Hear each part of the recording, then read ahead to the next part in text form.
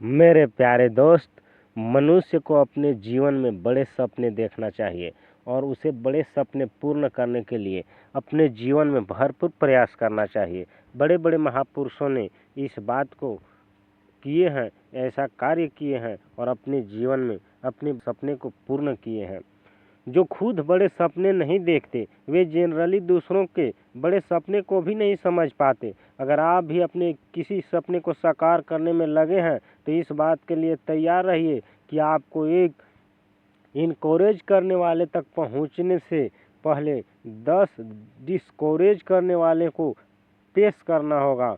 जब आप अपने ड्रीम्स को लोगों से शेयर करेंगे, खास तौर पर ऐसे ड्रीम्स जो लीक से हटकर हो, तो ज़्यादातर लोग आपकी आइडियाज़ पर डाउट करेंगे और अपने तर्कों कुतर्कों से उसे वहीं किल करने में लग जाएंगे। And mind you most of the times वे ऐसा इंटेंशनली नहीं करते। उनमें से कुछ तो इस तरह प्रोग्राम्ड होते हैं कि जब वो कोई चीज़ सामने आती है तो उसे कमियां निकालने के मकसद से देखते हैं और बाकी कुछ नया करने के जोखिम से डरते हैं। इसलिए उन्हें अजीब लगता है कि जब वे डरते हैं तो औरों को भी डरना चाहिए। उन्हें आपका न डरना अस्वाभाविक लगता है और वो आपको अपोज करते हैं ताकि आप भी स्वाभाविक हो जाएं। एंड जनरली से ये हमारे करीबी लोग ही होते हैं। वे हमें मानते हैं और हमें सफल होते भी देखना चाहते हैं, पर उनके दिमाग में सफलता का जो मॉडल डिफाइंड है वो आपके प्लान से मैच नहीं करता और शायद इसलिए वे जाने अनजाने आपको डिस्करेज करने लगते हैं।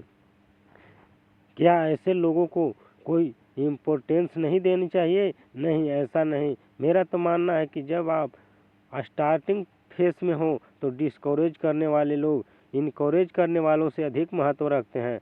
आई थिंक आपको इसे एक चैलेंज के रूप में देखना चाहिए। जब आप ऐसे लोगों को कन्विंस करने की कोशिश कर रहे होते हैं तो दरअसल आप खुद को ही और कन्विंस करने में लगे होते हैं कि हाँ, what I am going to do can be done. इसकी चिंता मत करिए कि सामने वाला कन्विंस हुआ कि नहीं, चिंता इसकी करिए कि आपका इरादा कमज़ोर तो नहीं पड़ा, आप अभी भी आगे बढ़ने को रेडी हैं, कि आप अभी भी रिस्क लेने को तैयार हैं।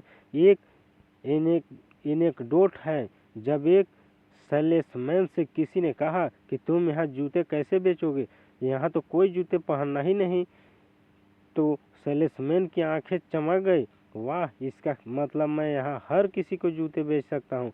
लोग आपके प्लान्स में कमियाँ निकालेंगे ही, पर अगर आप अपने आइडिया को लेकर डिटरमाइंड हैं तो वे आपको पीछे नहीं धकेल पाएंगे।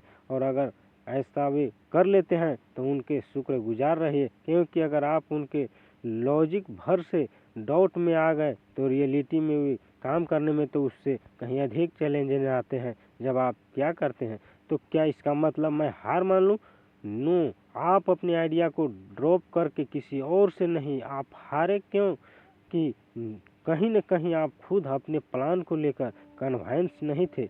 अब एक बार फिर आपको खुद को कन्विंस करना होगा, आपको एक्साइटिंग प्लान में कुछ चेंज करना होगा या एक नया सपना देखना होगा। हाँ, अगर आपको अपने पहले प्लान में सचमुच खामियां नज़र आ जाती है तो उसे ढूंढने की ज़रूरत नहीं है। मैंने ऐसे ऐसे सोचा था और सबसे बता भी दिया, अब वो करना ही पड़ेगा। ये जानते हुए भी कि मैं खुद से कन्विंस नहीं हूँ, फिर भी मुझे करना होगा। No, you do not have to. ऐसी गलती कभी मत करिए। हाल्फ हर्टली कोई काम मत शुरू कीजिए। किसी भी क्षण आप कोई भी नया सपना बुनने और उसे साकार करने का मादा रखते हैं। कुछ नया सोचिए, एक बार फिर जोश से भर जाइए और एक नए सपने के साथ दुनिया के सामने खड़े हो जाइए। और अगर मैं लोगों के डिस्करेज करने के बावजूद हार नहीं मानता तो आप बधाई के पात्र हैं। कांग्रेचुलेसन है, आपने तो स्टेज पार कर ली है जिस पर 90% लोग अटक जाते हैं। यहाँ पहुँचने का मतलब अपने अपने सेल्फ डाउट क्लियर कर लिए हैं, आपने खुद और भी कन्विंस कर लिए हैं।